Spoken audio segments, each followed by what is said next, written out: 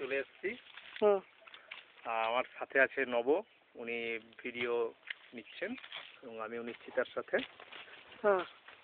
এটা পাহাড় দিয়ে ঘেরা ন্যাচারাল ড্যাম। আচ্ছা। এবং দূর দূরান্ত থেকে বহু সৌভাগ্যবানরা আসেন এখানে ড্যামে।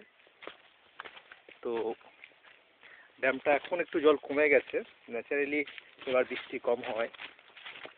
আমরা দেখতে পাচ্ছি এখন যে পাহাড়ে ঘেরা চারিধার দিয়ে শালের জঙ্গল, কোনো গাছ, দেউড়ির ফুল। জোরে বল। এসেছি আমরা কয়রাবনি ড্যাম, আপনাদের সামনে ভিডিও ফুটেজ দিচ্ছি আমি গোপাল সাহা এবং নবকুমার দাস। আমরা এই ভিডিও যারা দেখবেন ভাগ্যবান, যারা না দেখবেন অবশ্যই আপনারা ভাগ্যবান আমাদের ভিডিও ফুটেজ দেখার জন্য।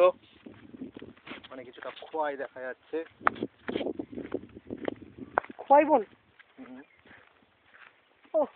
এই ড্যামটা আমরা সবুজ লাগছে। পুরোটা এখানে দেখতে পাচ্ছি না, কারণ এটা লম্বা, তো আমরা যাবো কাছে।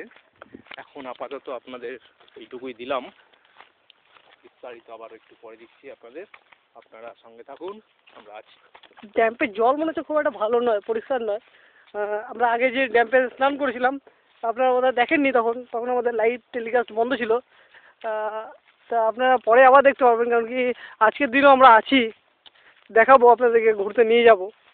তখন আপনারা দেখবেন সেখানকার জল কত পরিষ্কার। এখানে প্রচুর ড্যাম আছে। হ্যাঁ। গোটা 25 ড্যাম প্রায় আছে, ছোট বড় মিলে।